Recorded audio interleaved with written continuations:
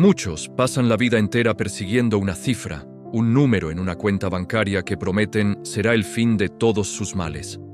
Caminan con los ojos fijos en el suelo, contando monedas mientras la verdadera riqueza se les escapa entre los dedos de la mente. No se trata de cuánto recibes al final del mes, sino de quién te conviertes mientras lo sostienes. La diferencia entre quienes alcanzan la libertad y quienes permanecen encadenados no reside en la billetera, sino en un secreto que pocos se atreven a mirar de frente.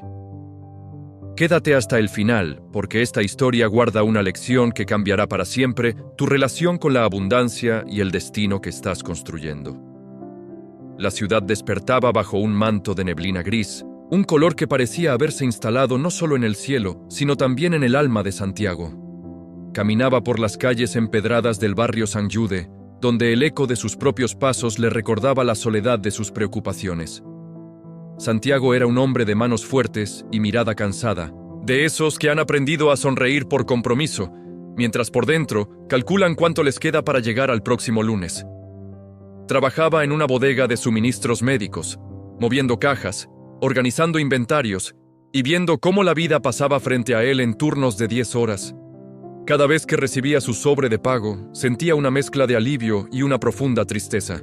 Aquellos billetes que sumaban $700 al mes desaparecían antes de que el sol se ocultara de nuevo. El alquiler, la electricidad, la deuda de la tarjeta que usó para reparar la estufa, y esa sensación constante de que, por más que corriera, la meta siempre se alejaba un poco más. Santiago estaba convencido de que su único problema era el tamaño de su sueldo. Si ganara $1,500, se decía a sí mismo mientras miraba el techo descascarado de su habitación, entonces sería feliz. Si tan solo mi jefe reconociera mi esfuerzo y duplicara mi salario, todos mis miedos se disolverían como sal en el agua. Esa noche, el silencio de su hogar se rompió con el sonido de un sobre deslizándose bajo la puerta. Era un aviso de desalojo. Tenía 3 semanas para ponerse al día con 2 meses de retraso. Santiago se sentó en la mesa de la cocina, frente a una taza de café frío, y sintió que el aire le faltaba. Su esposa, Elena, entró en la habitación y sin decir una palabra, puso su mano sobre el hombro de él. El contacto, que debería haber sido reconfortante, solo aumentó su vergüenza. «Lo siento mucho, Elena», dijo él con la voz quebrada. «Trabajo tanto como puedo, pero parece que el mundo está diseñado para que nunca sea suficiente». Elena lo miró con una mezcla de amor y una sabiduría que él aún no podía comprender. «Santiago, quizá no es que el mundo sea pequeño, sino que estamos intentando llenar un cántaro que tiene grietas en el fondo», respondió ella con suavidad. Pero él no quería metáforas. Quería dinero. Quería una solución mágica que cayera del cielo. Días después, mientras caminaba de regreso del trabajo, Santiago se detuvo frente a una de las casas más hermosas del sector alto de la ciudad, donde solía hacer entregas ocasionales. Era la residencia de don Julián, un hombre que todos en el pueblo conocían, pero que pocos comprendían. Don Julián no vestía trajes costosos ni conducía autos deportivos. Se le veía a menudo cuidando su propio jardín, hablando con las plantas o sentado en el porche leyendo libros gastados. Sin embargo, se decía que era el dueño de la mitad de los locales comerciales del centro y que su fortuna era tan sólida como una montaña de granito. Por un impulso nacido de la desesperación, Santiago se acercó a la reja. Don Julián estaba arrodillado, podando unos rosales con una paciencia infinita. «Disculpe, señor», interrumpió Santiago, con el corazón martilleando contra sus costillas. El anciano levantó la vista y sonrió. Sus ojos eran claros y parecían ver más allá de la superficie de las cosas. Santiago continuó antes de perder el valor. «Usted es un hombre de éxito. Yo trabajo duro, juro que lo hago, pero no logro salir del agujero. Dígame, ¿cuánto tiene que ganar un hombre para dejar de sufrir por el dinero?» Don Julián dejó las tijeras en el suelo y se puso de pie lentamente, sacudiendo la tierra de sus pantalones de lona. «Esa es una pregunta interesante, muchacho. Pero estás midiendo el océano con una regla de madera. El problema no es el tamaño de la ola, sino cómo construyes tu barco. Ven, acompáñame a caminar un momento». Santiago entró en el jardín, que olía a tierra mojada y jazmines. El lugar transpiraba una paz que él no había sentido en años. Don Julián lo llevó hasta un pequeño estanque donde el agua caía de una fuente de piedra. Mira esta fuente, Santiago. El agua fluye constantemente. Si pones un vaso pequeño, se llenará rápido y el resto se desperdiciará. Si pones una tina grande, tardará más, pero al final también se desbordará. El secreto no es cuánta agua cae, sino qué haces con el flujo que recibes. Usted no lo entiende, replicó Santiago con cierta amargura. Yo gano $700. Con eso apenas se sobrevive. Si yo tuviera lo que usted tiene, mis problemas no existirían. Don Julián soltó una carcajada suave, nada burlona, sino llena de una compasión antigua. Hace 40 años, yo ganaba menos de lo que tú ganas hoy, ajustado a estos tiempos. Mi primer trabajo fue cargando bultos en el puerto. Tenía los mismos miedos que tú, y la misma creencia de que un sueldo más alto era la llave del paraíso. Pero la vida me enseñó que el sueldo es solo el combustible, mientras que tu mente es el motor. Si el motor está roto, no importa cuánta gasolina le pongas, nunca llegarás a ninguna parte. Santiago se quedó callado, procesando las palabras. Don Julián se sentó en un banco de madera y le hizo un gesto para que hiciera lo mismo. La diferencia entre la escasez y la abundancia es un cambio de identidad, continuó el anciano. El pobre gasta para parecer rico o para olvidar que es pobre. El rico, antes de serlo en el banco, lo es en sus hábitos. El dinero no cambia a las personas, Santiago, solo las amplifica. Si eres un desastre manejando $10, serás un desastre manejando 1.000.000, solo que con errores mucho más caros. Pero tengo deudas, don Julián. Tengo un aviso de desalojo en mi mesa, gritó Santiago, incapaz de contener su frustración. El anciano lo miró fijamente. Entonces deja de cavar. Cuando estás en un agujero, lo primero que debes hacer es soltar la pala. Cuéntame, ¿en qué gastaste tus últimos $10 que no fueran para comida o techo? Santiago bajó la mirada. Había comprado un paquete de cigarrillos y un par de cervezas para calmar los nervios después de recibir el aviso. El anciano asintió como si ya lo supiera. Buscas alivio momentáneo para un dolor permanente. Eso es lo que hace la mayoría. Compran pequeñas dosis de felicidad para ignorar la gran enfermedad de su falta de disciplina. Esa tarde, Santiago regresó a su casa con una semilla de duda plantada en su mente. No recibió un cheque de don Julián, pero recibió algo que empezó a arderle en el pecho: la responsabilidad. Durante años, había culpado a su jefe, al gobierno y a la economía por su situación. Ahora, por primera vez, se preguntaba si él mismo era el arquitecto de su propia jaula. Al llegar, encontró a Elena cosiendo un vestido viejo para que pareciera nuevo. Ella lo miró con curiosidad. «¿Qué te dijo el hombre del jardín?», preguntó. Santiago se sentó a su lado y le tomó las manos. «Me dijo que somos dueños de un motor roto y que estamos tratando de ganar carreras inyectándole más combustible. Elena, vamos a hacer algo diferente. No sé cómo, pero a partir de mañana, cada centavo va a tener una misión». El proceso no fue un montaje de película con música triunfal. Fue un camino de espinas y pequeñas renuncias que dolían en lo más profundo. Santiago decidió dejar de fumar, no por salud, aunque fuera un beneficio, sino por el principio de dominio propio. Esos pocos dólares que ahorraba a la semana se convirtieron en su primer fondo de emergencia, guardado en una caja metálica que escondió detrás de los libros. Cada vez que sentía la tentación de gastar en algo innecesario para escapar de su realidad, recordaba la voz de don Julián. El pobre gasta para olvidar que es pobre. Santiago ya no quería olvidar, quería cambiar.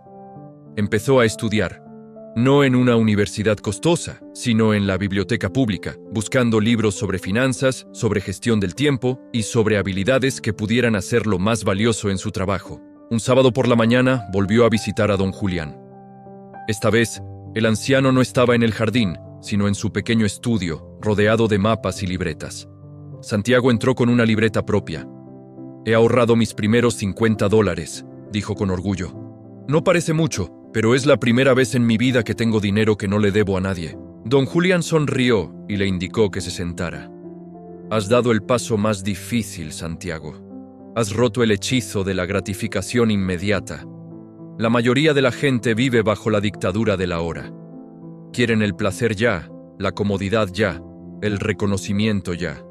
Pero la riqueza es un árbol que crece de la paciencia.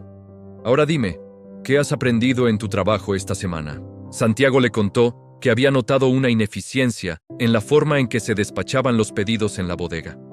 Se perdían horas buscando cajas que no estaban etiquetadas correctamente. He pensado en un sistema de códigos de colores, pero no creo que a mi jefe le importe, comentó. Don Julián golpeó la mesa con la palma de la mano. Ahí está tu error. Crees que tu sueldo es por tu tiempo, pero tu sueldo es por el valor que aportas. Si aportas el mismo valor que hace 3 años, ¿por qué habrían de pagarte más? Haz el cambio. Implementa el sistema aunque nadie te lo pida. Conviértete en alguien imposible de ignorar. Santiago regresó a la bodega con una energía diferente. Ya no arrastraba los pies. Empezó a llegar 15 minutos antes y a quedarse 10 minutos después, no para regalar su tiempo, sino para organizar su entorno.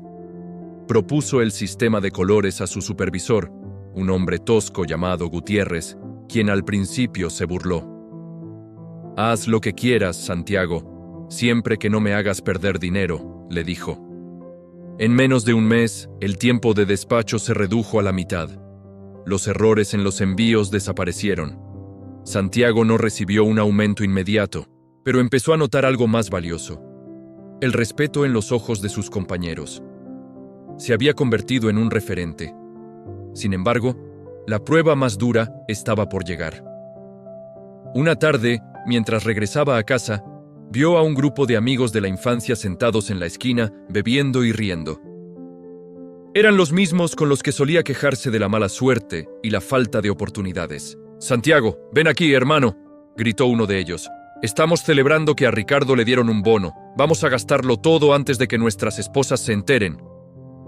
Santiago sintió el tirón de la vieja vida, el deseo de soltar la tensión de la semana y hundirse en la risa fácil y el olvido. Pero recordó la caja metálica detrás de sus libros y el mapa de su nueva vida. «Gracias, muchachos, pero hoy tengo otros planes», respondió con firmeza. Los amigos se rieron.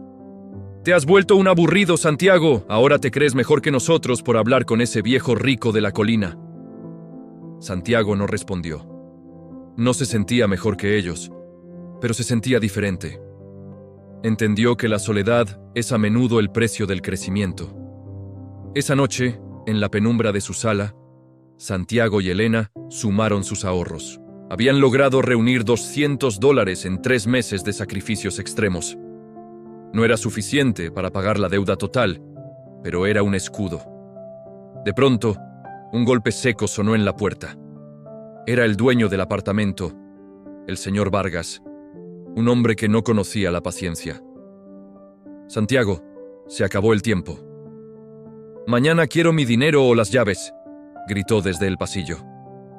Santiago sintió que el mundo se tambaleaba. El miedo, ese viejo enemigo, regresó con garras afiladas. Miró a Elena, que estaba pálida.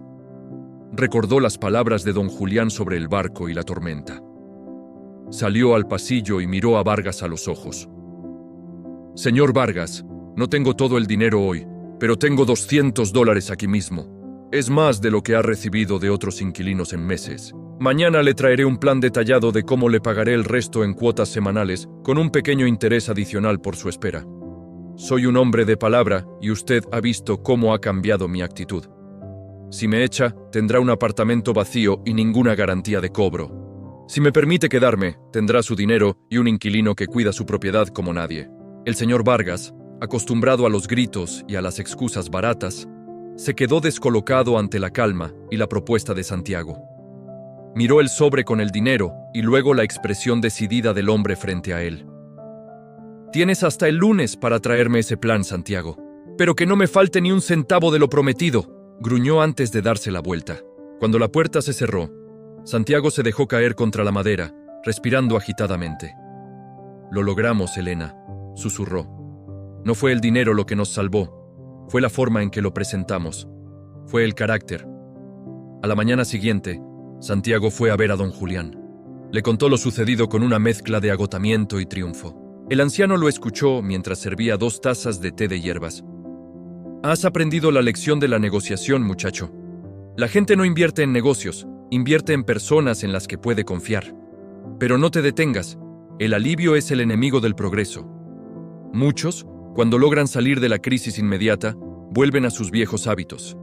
Se relajan, se compran el televisor nuevo para celebrar que ya no los echan a la calle.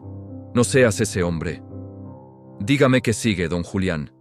Estoy listo para lo que sea, dijo Santiago. El anciano dejó su taza sobre la mesa y lo miró con una seriedad que calaba los huesos. Sigue el desierto. Sigue el tiempo en el que trabajarás más duro que nunca y parecerá que no avanzas. Sigue la disciplina de sembrar hoy para cosechar en 10 años. La diferencia entre los que tienen y los que no es que los primeros están dispuestos a vivir un par de años como nadie quiere, para vivir el resto de sus vidas como nadie puede. ¿Estás dispuesto a ser invisible por un tiempo para ser invencible después? Santiago asintió. La transformación interna estaba completándose. Ya no veía los billetes de $1 como algo pequeño, sino como semillas. Cada moneda que pasaba por sus manos era una oportunidad de elegir entre su pasado y su futuro. Durante los siguientes meses, la vida de Santiago se convirtió en una sinfonía de esfuerzo enfocado. En la bodega, su sistema de colores fue notado por el gerente regional, quien visitó la planta para entender por qué la eficiencia había subido un 40%. Santiago no solo explicó el sistema, sino que entregó un informe escrito con otras 3 mejoras posibles en la cadena de frío. 2 semanas después, Gutiérrez fue trasladado a otra sucursal y Santiago fue nombrado supervisor de planta. Su sueldo subió a $1,200. Cualquier otro hombre en su posición habría corrido a comprar un auto usado o a mudarse a un barrio más lujoso. Santiago no. Se quedó en su apartamento de San Jude. Pagó hasta el último centavo de su deuda con el señor Vargas y, por consejo de don Julián, empezó a invertir la diferencia de su sueldo. No en cosas arriesgadas que prometían riqueza rápida, sino en un pequeño fondo de comercio que don Julián le ayudó a identificar. El éxito inicial de Santiago no fue una línea recta hacia la gloria, sino un campo de pruebas donde su antigua piel luchaba por no desprenderse. Con su nuevo sueldo de $1,200, la tentación se volvió un susurro constante en su oído. Cada vez que pasaba por una vitrina y veía esos zapatos de cuero brillante o pasaba frente a la agencia de autos y miraba los modelos relucientes, una voz interna le decía que ya había sufrido suficiente, que merecía un premio por tanto sacrificio. Sin embargo, Santiago recordaba las manos de don Julián, curtidas por el trabajo y la tierra, y comprendía que la verdadera recompensa no estaba en lo que podía comprar, sino en la tranquilidad que estaba construyendo paso a paso. Elena fue su gran aliada en ese desierto de la voluntad. Una noche, mientras compartían una cena sencilla de arroz y legumbres, ella le mostró una pequeña libreta donde anotaba cada centavo que entraba y salía. Santiago, me he dado cuenta de que antes no éramos pobres por falta de dinero, sino por falta de propósito, dijo ella con una luz nueva en sus ojos.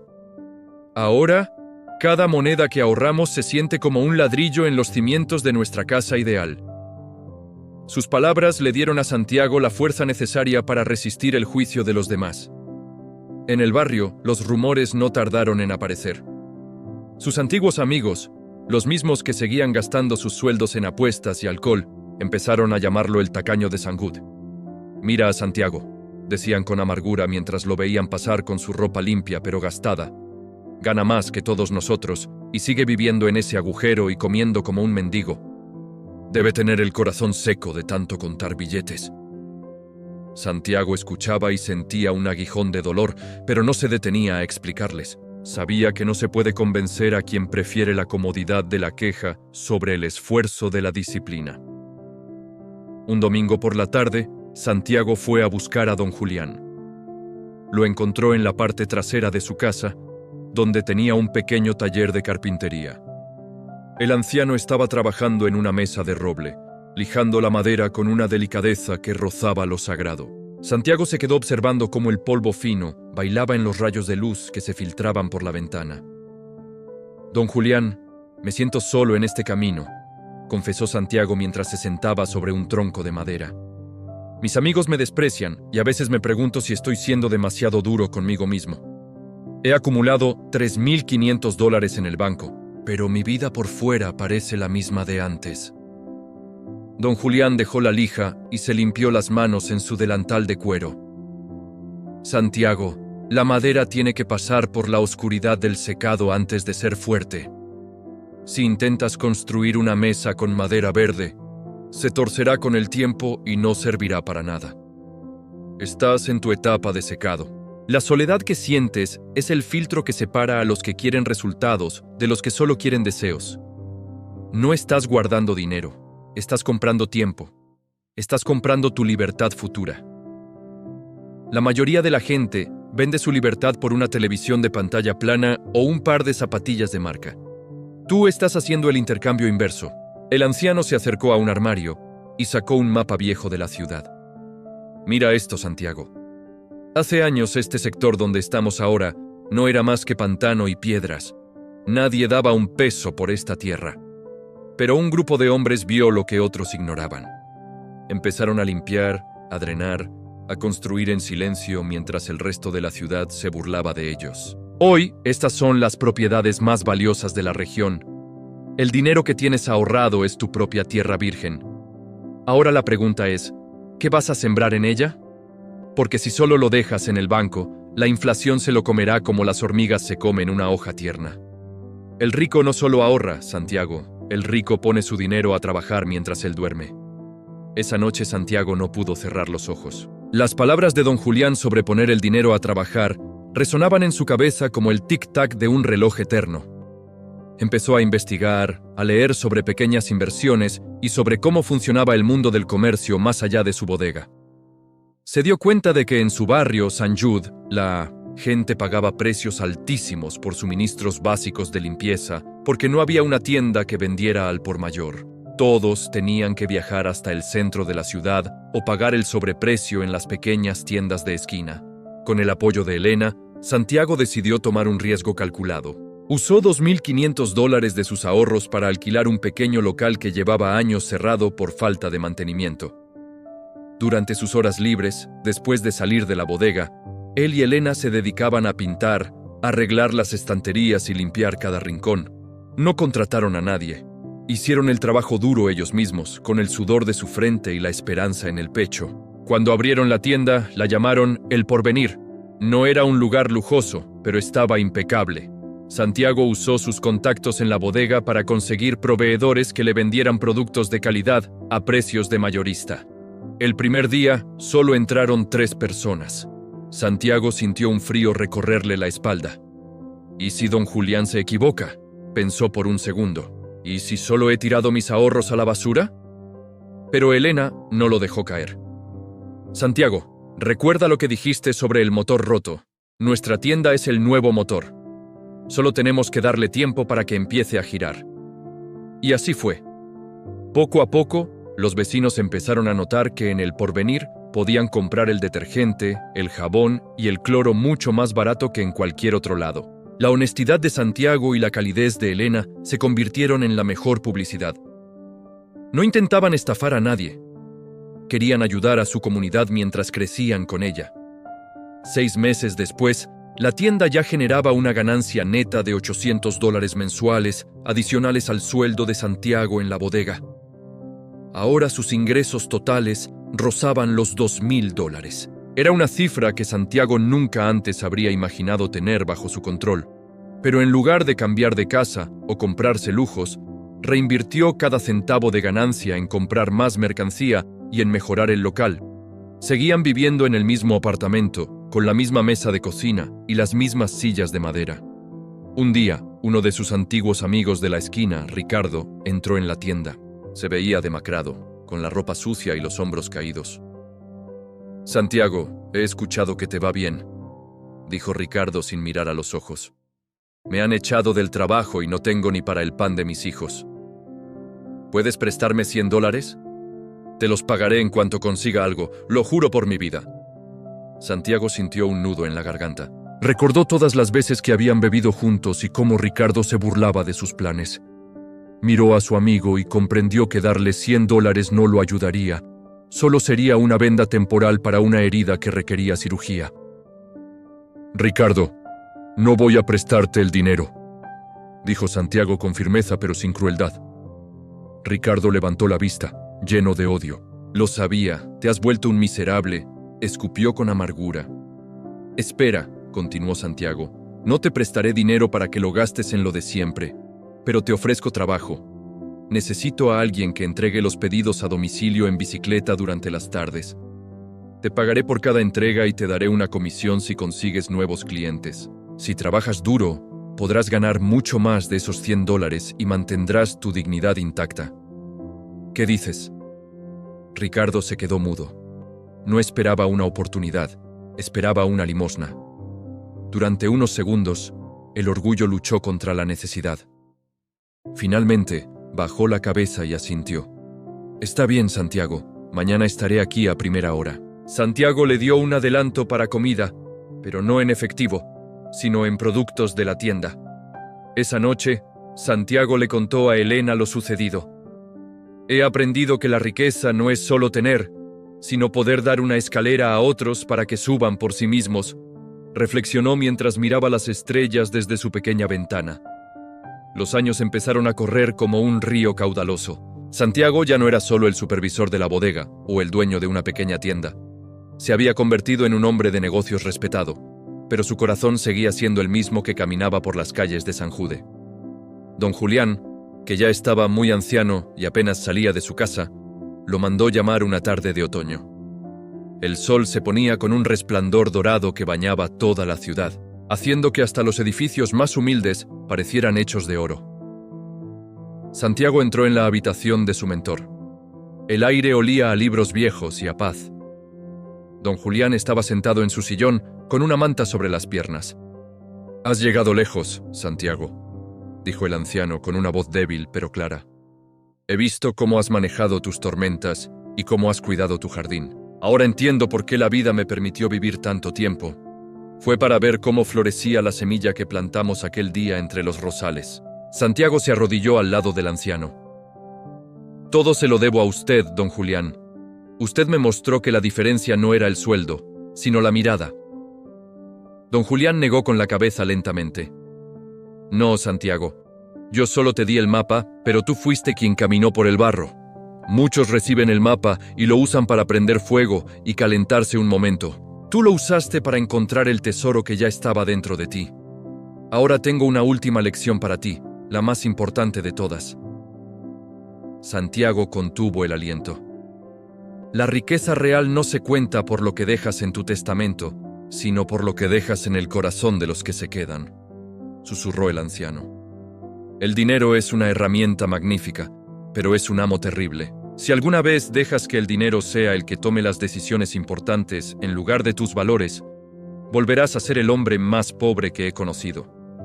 Prométeme que nunca olvidarás el olor de la tierra de San Jude, ni el sabor del café frío de aquella noche en que decidiste cambiar».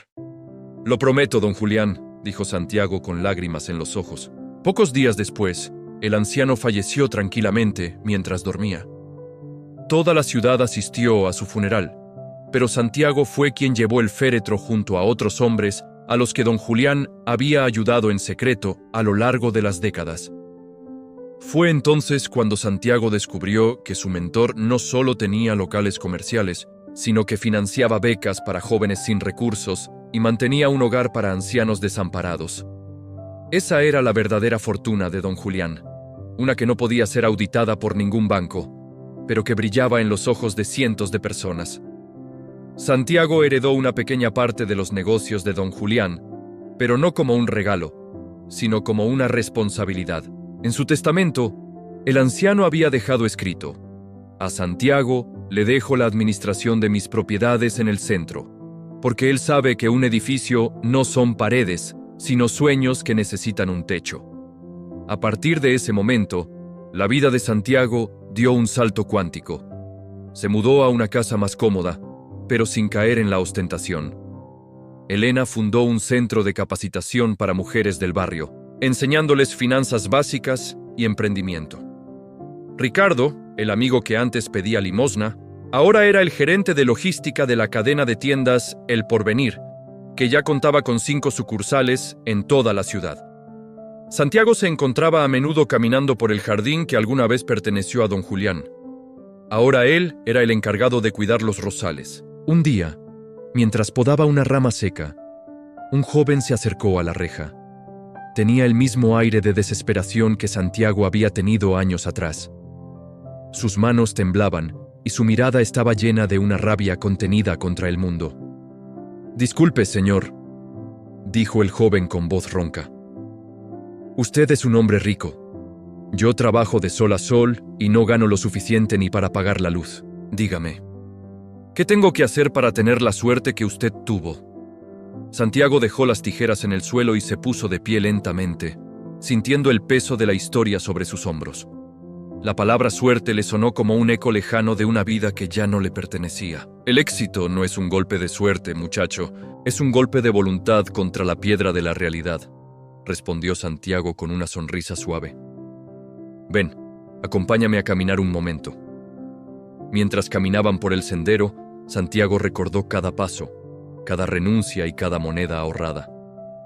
Pensó en Elena, en la caja metálica detrás de los libros y en las largas noches de estudio bajo la luz de una vela. «Mira este estanque», dijo Santiago señalando la fuente de piedra que seguía dejando caer su agua con un ritmo constante.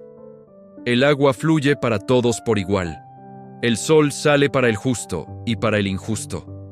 La diferencia no es cuánta agua cae, sino el tamaño y la forma del recipiente que has construido para recibirla. Si tu mente es pequeña, cualquier fortuna se te escapará entre los dedos. Si tu carácter es sólido, hasta la gota más pequeña puede convertirse en un océano». El joven lo miraba con incredulidad, la misma que Santiago había sentido frente a don Julián. «Pero yo necesito dinero ahora, señor, no palabras bonitas».